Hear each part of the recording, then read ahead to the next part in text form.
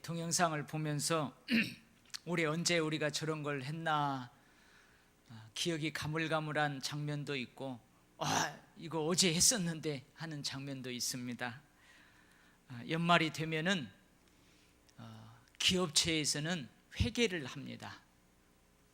이익을 냈는가, 손해를 보았는가, 매출 실적, 경영 실적을 따져봅니다. 흑자를 냈는가, 적자를 보았는가에 따라서 뭐가 달라져요? 성과급이 달라집니다. 근데 연말이 되면 교회에서도 회계합니다. 연말이 되면 기업체에서도 회계를 하지만 연말이 되면 교회에서도 회계합니다. 근데 연말에 기업에서 하는 회계하고 연말에 교회에서 하는 회계하고 발음이 똑같죠? 발음은 똑같아도요 전혀 의미는 달라요.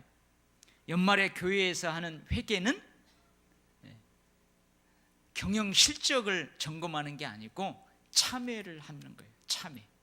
그러니까 연말에는 기업체에서는 회계를 하고 연말에 우리 교회에서는 참회를 하고 지난 한 해 동안 나는 얼마나 그리스도인답게 살았는가, 하나님께 대한 순종과 사랑, 맡겨진 사명에 대한 충성, 섬김과 봉사의 영역에서 자신의 삶을 돌아보면서 점검하는 시간을 갖습니다. 그리스도인으로서 세상 속에서 살면서 얼마나 빛과 소금이 되는 하나님을 기쁘시게 하는 삶을 살았는가 자신을 돌아봅니다. 잘못한 거, 부족한 것은 주님께 고백하며 용서를 구하고 또 새로운 다짐을 합니다. 잘된 것, 넘치는 것에 대해서는 주님께 감사하며 또 새로운 다짐을 합니다. 죄악된 삶에 대해서는 회개하며 하나님의 용서를 구합니다. 사실 연말이면 지난 1년간의 나의 삶의 시간과 나의 삶의 공간과 나의 삶의 사건들 속에서 내가 계획한 것이 얼마나 성취되었는가, 내가 목표했던 것을 얼마나 달성했는가. 여러분, 그리스도인이든 비그리스도인이든 대부분의 사람들이 자신들을 돌아봅니다. 지난 1년간 나의 삶의 시간과 공간, 사건들 속에서 여러분 얼마나 출세했습니까?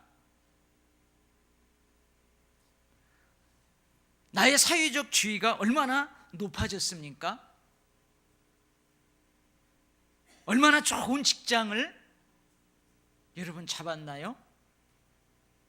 내가 더 좋은 집으로 이사할 수 있고 내가 더 좋은 것들을 구입할 수 있을 정도로 여러분 돈 많이 벌었나요? 물론 이렇게 눈에 보이는 현실적인 현세적인 축복을 점검하는 것도 즐거움의 한 부분이에요. 그러나 저와 여러분은 그리스도인입니다. 계획한 것을 성취하는 과정에서 나를 통해 예수 그리스도께서 존귀와 영광을 받으셨는가? 저와 여러분 그리스도인이에요. 이것을 점검해 보는 것 또한 기쁨이고 중요합니다. 목표한 것이 달성되는 과정에서 내가 출세하고 좋은 직장에 들어가고 좀 더 많은 돈을 벌어들이는 그 과정에서 나는 하나님의 영광과 찬송이 되었는가? 저와 여러분은 지난 1년간의 나의 삶의 시간 속에서, 나의 삶의 공간 속에서, 나의 삶의 사건 속에서 나는 얼마나 예수 그리스도를 존귀하게 하였는가? 여러분 더 중요하게 점검해 봐야 될 줄 믿습니다. 사도 바울도 그러잖아요. 나의 간절한 기대와 소망을 따라 아무 일에든지 부끄러워하지 아니하고 지금도 전과 같이 온전히 담대하여 살든지 죽든지 내 몸에서 그리스도가 존귀하게 되게 하려 하나니. 여러분 우리는 현실적인 현세적인 축복을 얼마나 내가 받아 누렸는가? 그것도 점검해 보는 거 중요합니다. 기쁨입니다. 그러나 그리스도인 우리들은 과연 1년간 나의 삶 속에서 내가 얼마나 그리스도를 존귀케 했는가? 그것을 돌아보는 것 또한 기쁨이고 중요한 줄 믿습니다. 할렐루야. 그래서요, 오늘 저녁에는 주어진 말씀을 통해서 이렇게 우리가 지난 1년 동안에 얼마나 성숙했는지 그 성숙함을 돌아보려고 합니다. 제가 목회자가 되어서 송구영신 예배를 예배자로 참여하기도 하고 또 설교자로 함께 예배드리기도 했어요. 그래서 제가 자료를 쫙 봤습니다. 송구영신 예배 때 내가 예배자로 쓰면서 또한 설교자로서 어떤 설교를 했는가 쭉 돌아봤는데요, 오늘과 같은 설교를 한 적은 없어요. 오늘은요, 특별히 한번 1년 동안 다른 것은 좀 내려놓고 내가 얼마나 성숙했는지 그것을 좀 점검해 보기를 원합니다. 저와 함께 우리가 이것을 점검해 볼 때 하나님의 은혜가 모두에게 넘쳐나기를 간절히 바랍니다. 여러분, 디모데후서 3장 1절로 5절 말씀입니다. 제가 한번 천천히 읽어볼게요. 너는 이것을 알라.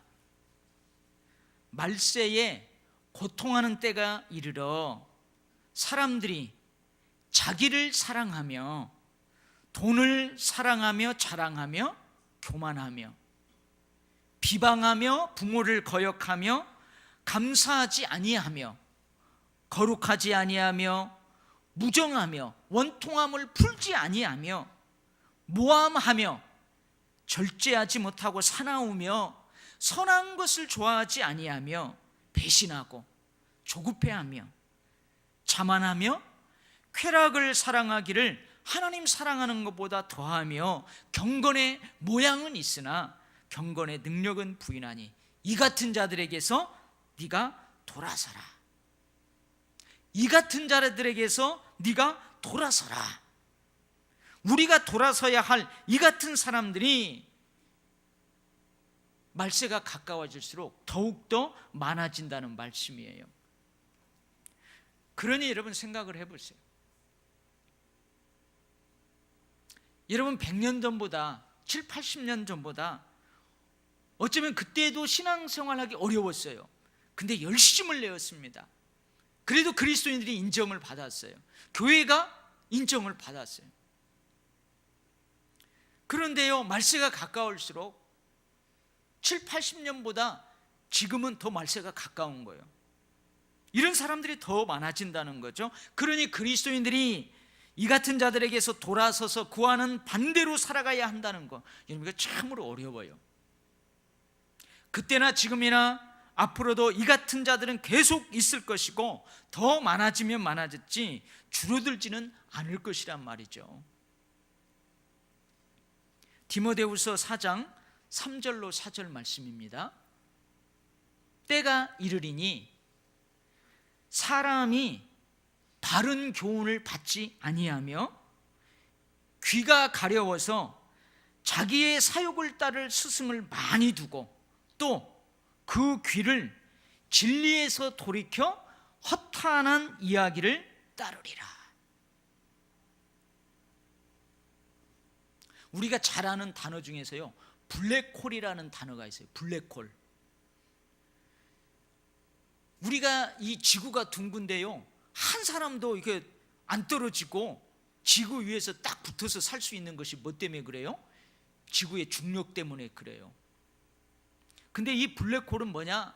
모든 것을 끌어당겨 가지고 그 끌어당김을 받은 그 어떤 것도 다시는 빠져나올 수 없게 하는 검은 어떤 구멍, 모든 것들을 지구의 중력보다도 엄청난 힘으로 다 삼켜버리는 거대한 어떤 것을 여러분 블랙홀이라고 그래요.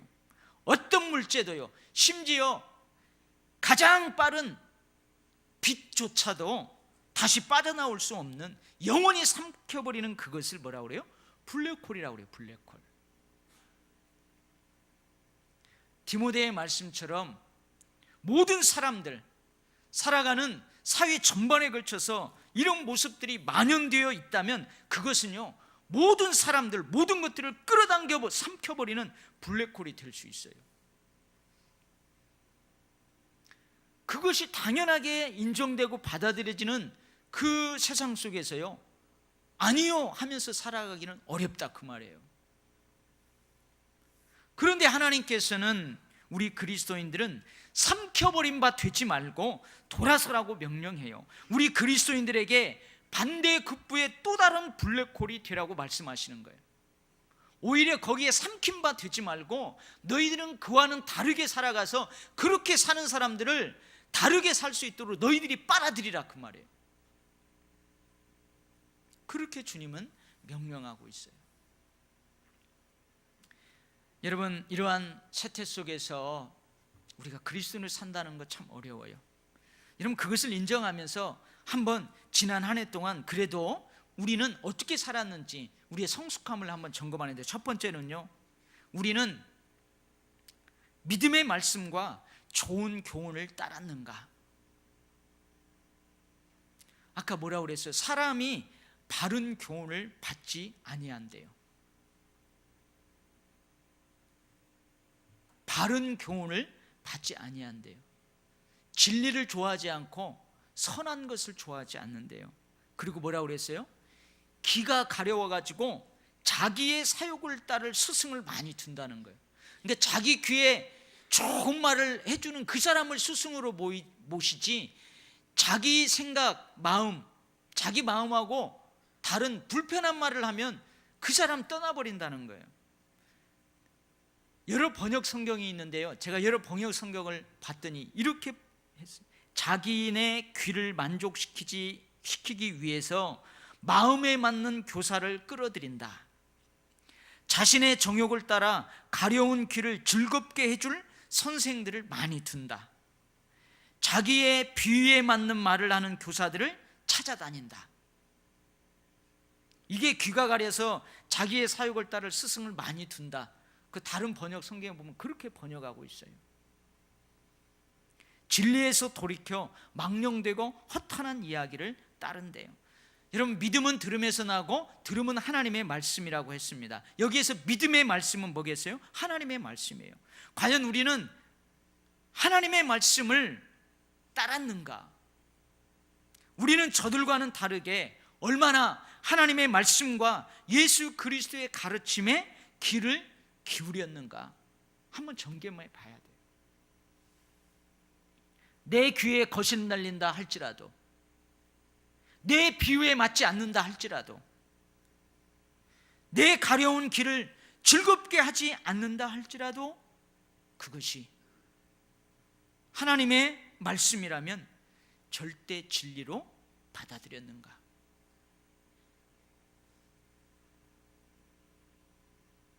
예수 그리스도의 가르침, 성경적인 가치관, 하나님의 이야기에서 돌이켜 오히려 망령되고 허탄한 세상의 이야기들, 세속적인 가치관, 거기에 더 많이, 더 오랫동안 귀를 기울이며 살지는 않았는지요?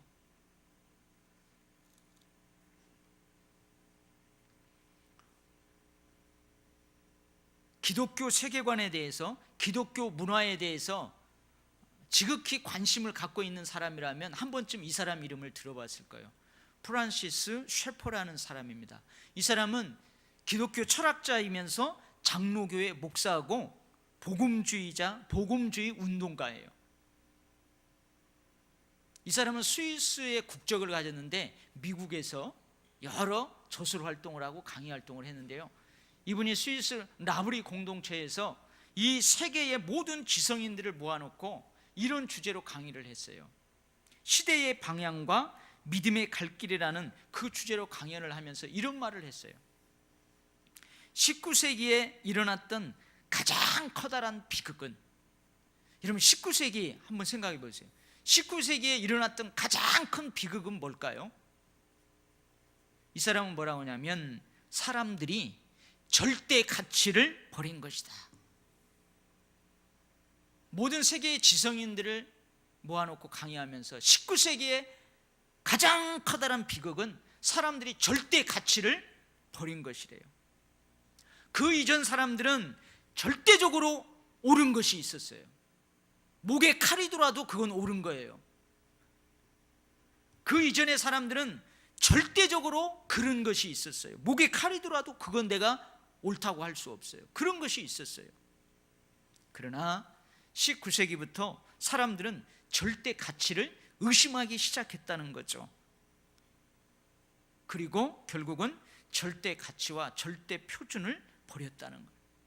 예를 들면 이거죠. 여러분이 10계명에 뭐라고 그래요? 우상 숭배하지 말라고 그래요. 우상에게 절하지 말라고 그래요. 그런데 사람들이 의심하기를 시작하는 거예요. 아니, 왜 그것이 우상이야? 왜 그것이 우상이야? 따지는 거예요. 절대 진리인 하나님의 말씀도 의심하기를 시작해요. 의심하기를 시작해요. 제가 언젠가 설교하면서 그랬잖아요. 몰라, 우리 교회 젊은이들은 그러지 않을 거예요. 요즘요, 젊은이들은요, 이 성경을 1차적으로 안 받아들여요. 목사님 여기서 설교하잖아요. 그러면요, 어디 가서 그것을 확인해요? 확실한가 안 한가?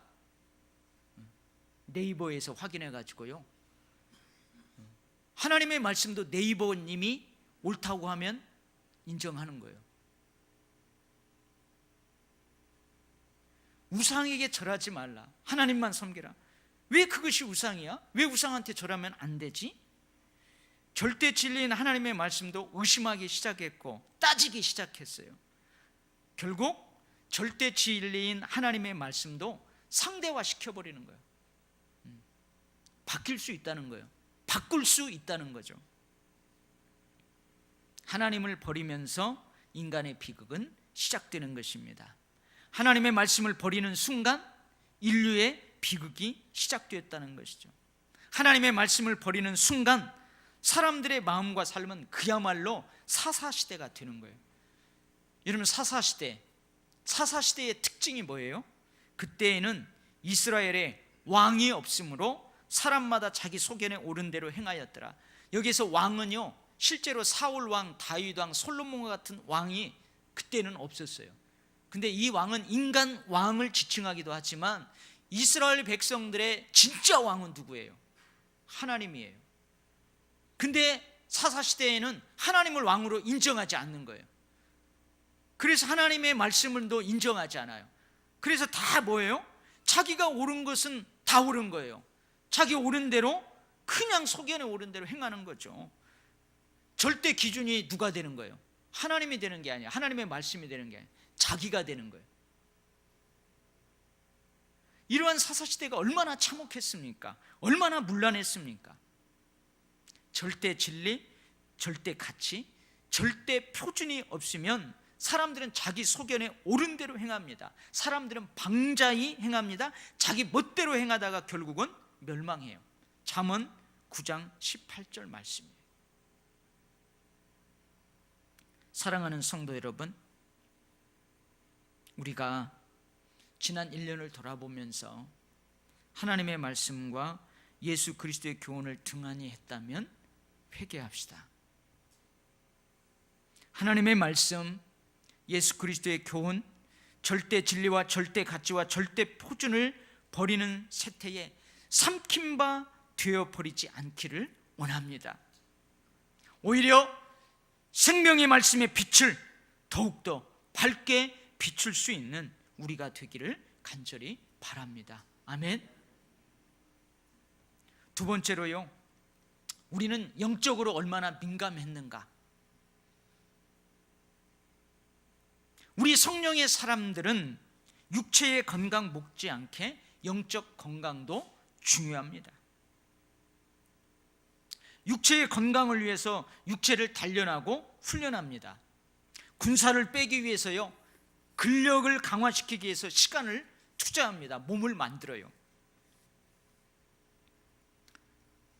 여러분, 제가 다 한번 벗어볼까요? 저도요, 아침에 딱 일어나잖아요.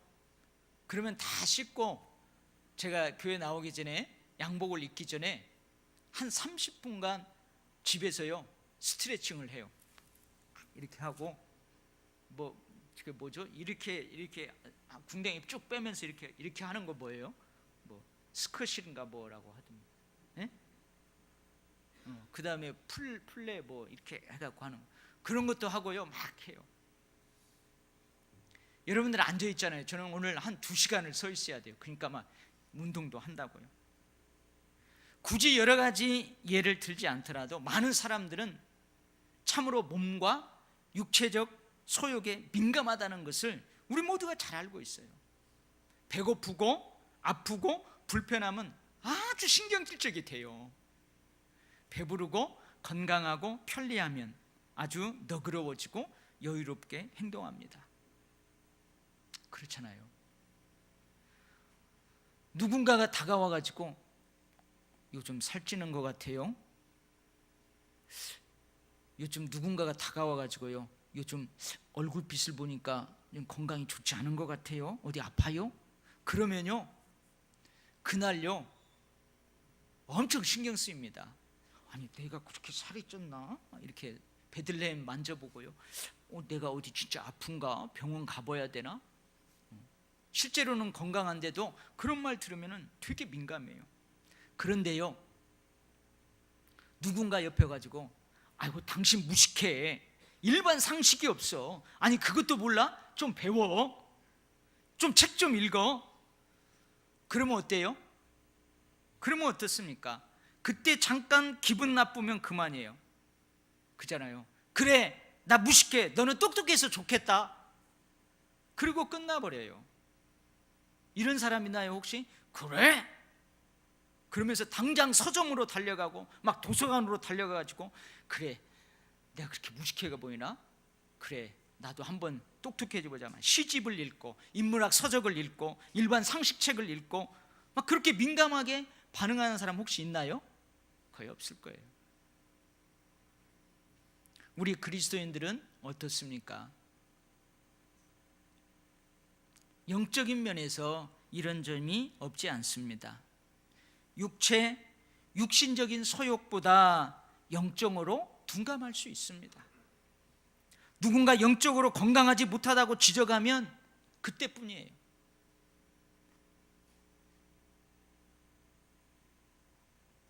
민감하게 반응하여 영적인 연단, 영적인 훈련, 영적 건강을 위해서 여러분 민감하게 반응하면서 힘쓰지 않아요.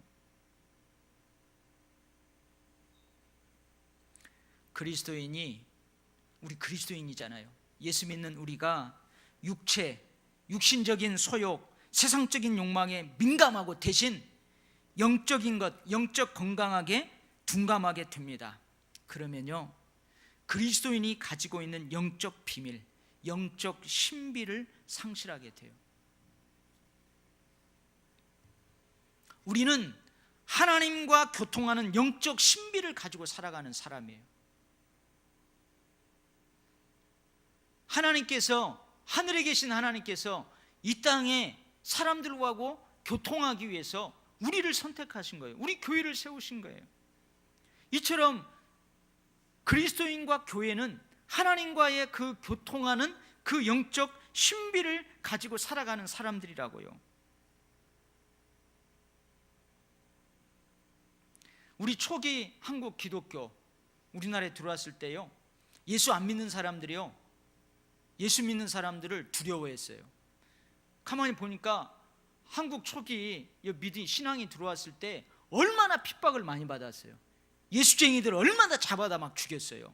근데 가만히 보니까 저쪽 사람들이 보니까 이제 비하하려고 그러죠. 저 예수쟁이들, 야소쟁이들 보니까 그렇게 박해가 있고 핍박이 있는데도 절대 부인하지 않는 거예요. 그걸 다 감당하는 거예요. 야, 저들이 왜 그러냐? 그래 봤더니요, 어느 날 한번 교회를 이렇게 봤더니, 저녁에요, 이것은 너희를 위하여 찢긴 내 몸이니라, 이것은 너희를 위하여 필리는 내 언약의 피니라 하면서 오늘 우리 성찬식 할 때처럼 그렇게 하는 거예요. 그러니까 밖에 있는 사람 싹 보니까 저 외국 선교사님들이 아이들을 잡아다가 살과 피를 성도들에게 나누는데 그걸 먹고 그 능력이 저기에서 나온다. 이렇게 막 소문이 난 거예요. 진짜로. 그래가지고 예수 믿는 사람들 막 두려워하는 거예요. 저거 능력이 저기에서 나온. 할렐루야.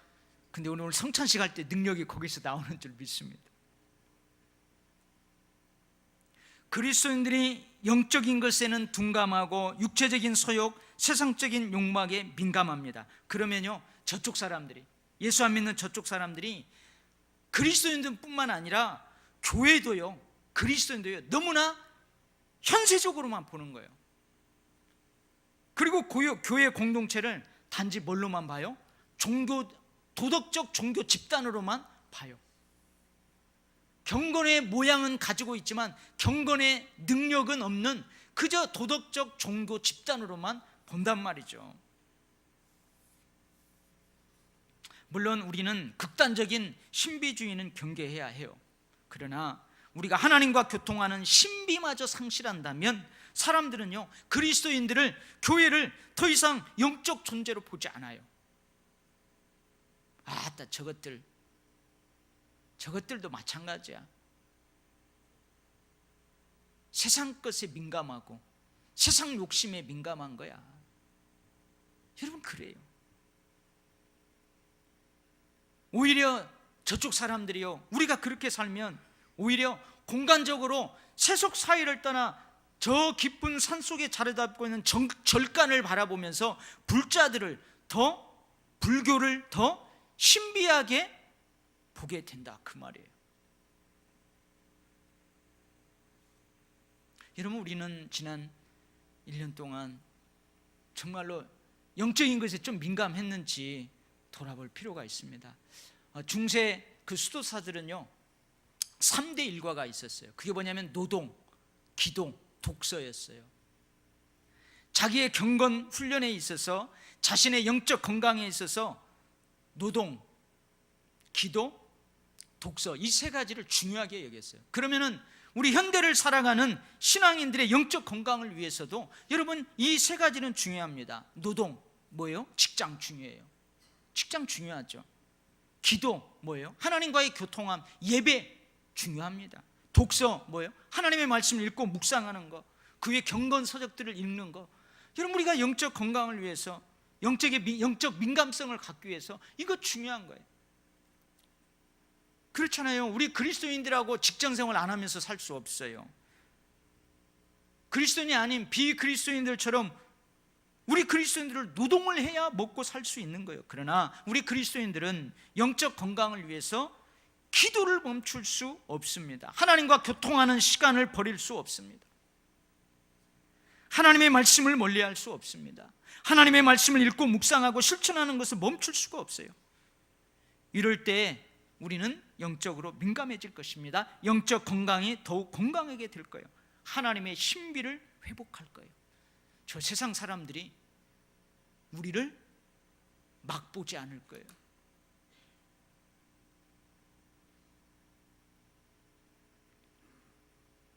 이번 성탄절을 지내면서 제 대학교 친구하고 오랜만에 통화를 하게 됐어요. 지금쯤 장로가 되었어야 되는데 너 장로 됐냐? 그랬더니 자기 요즘 시험 들어갖고 열심히 안 한대요. 소방 공무원으로 일하는데.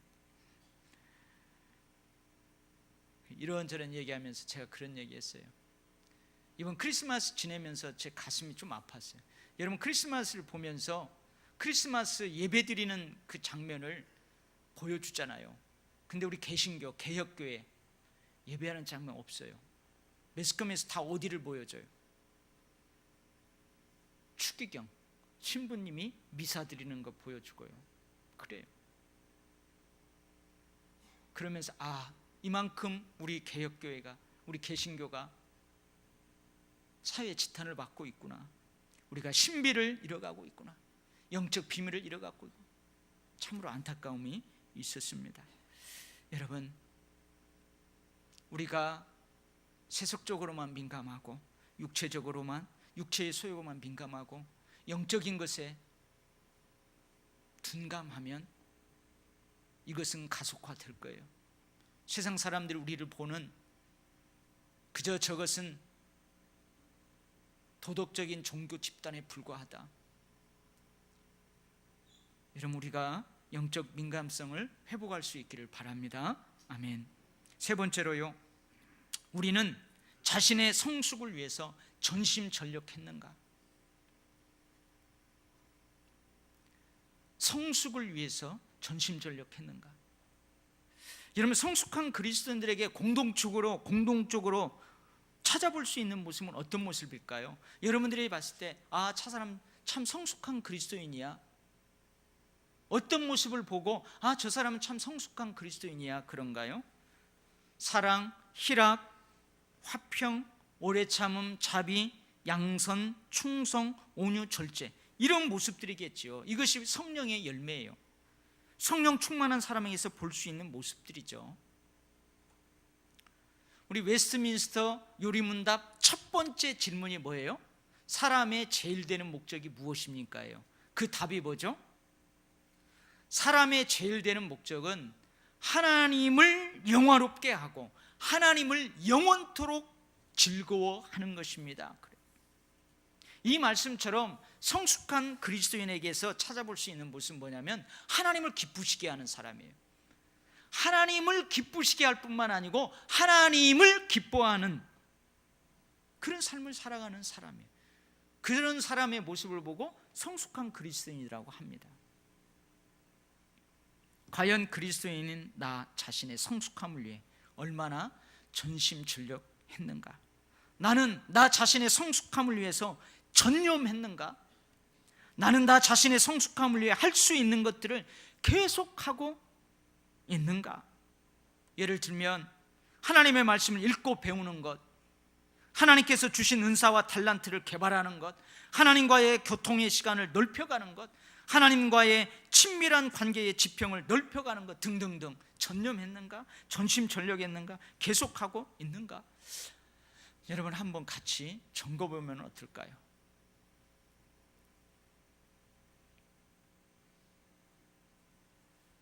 우리 주부들은 숙성이라는 단어를 잘 알아요. 숙성이라는 단어 잘 모르면은 발효라는 단어는 알 거예요. 특정한 환경 속에서 식품이 썩지 않고 기존의 성질과는 다른 독특한 향과 맛을 가지도록 하는 과정을 뭐라고 그래요? 숙성이라고 그래요. 숙성. 조금 더운 것 같아요. 특정한 환경이라는 것은 뭐냐면요, 특정한 온도, 습도, 시간을 말해요. 이러한 환경 속에서 식품 속에 그 들어있는 영양소들이 효소라고 그러죠.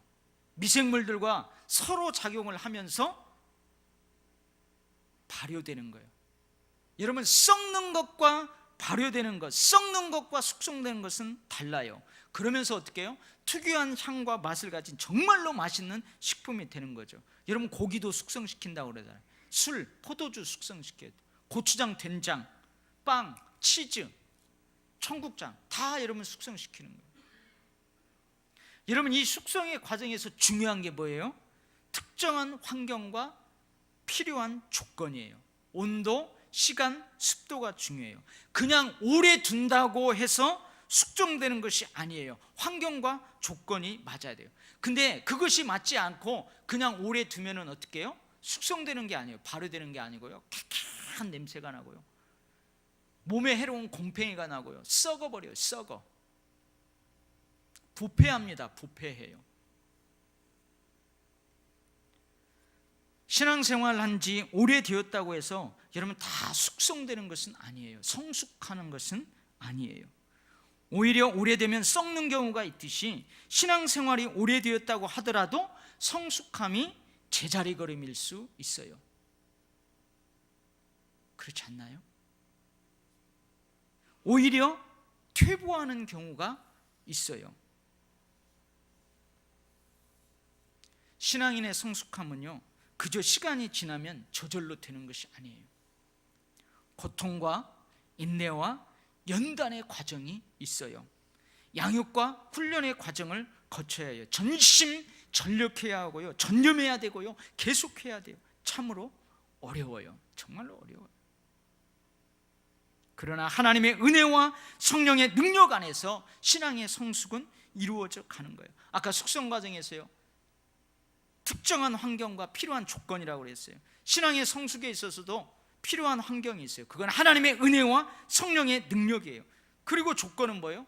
고통, 인내, 연단, 양육, 훈련, 이것이 필요 조건이에요.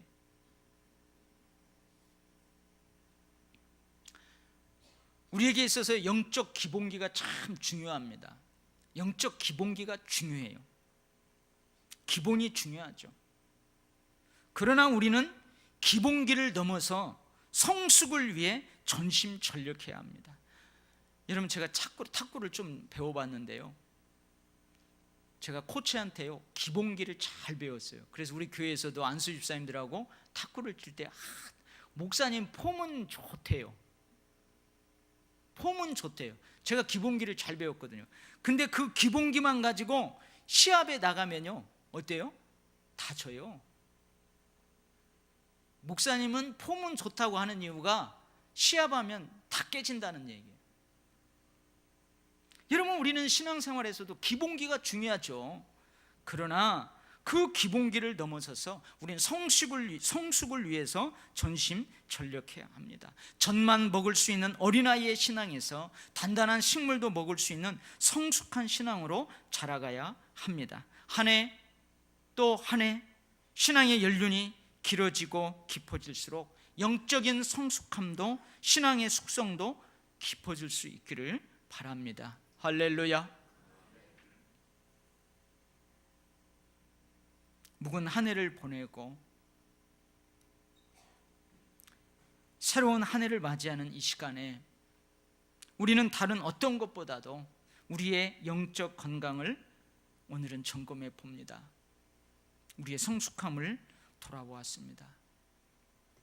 우리는 하나님의 말씀과 예수 그리스도의 교훈을 따르는 자로 살기를 바랍니다.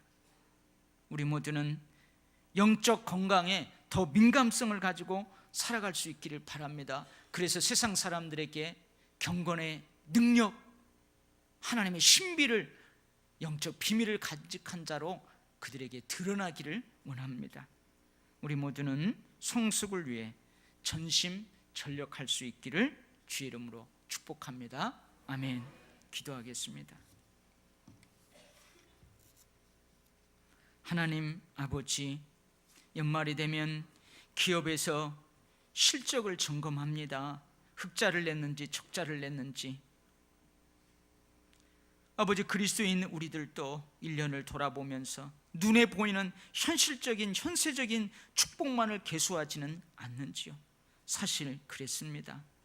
눈에 보이지 않는 하늘의 신령한 것들에 대한 회개는 해왔는지 별로 그런 적이 없는 것 같습니다. 주님, 2018년 송구영신 예배, 하나님이 저를 통하여 이 말씀을 주시는데 너무 부끄럽고 쥐구멍이라도 있으면 들어가고 싶은 마음 참담합니다. 주님, 우리를 불쌍히 여겨 주시옵소서. 용서하여 주시고, 주님, 이 상한 10년 가운데 찾아오셔서 다시 손 내밀어 우리를 일으켜 주옵소서.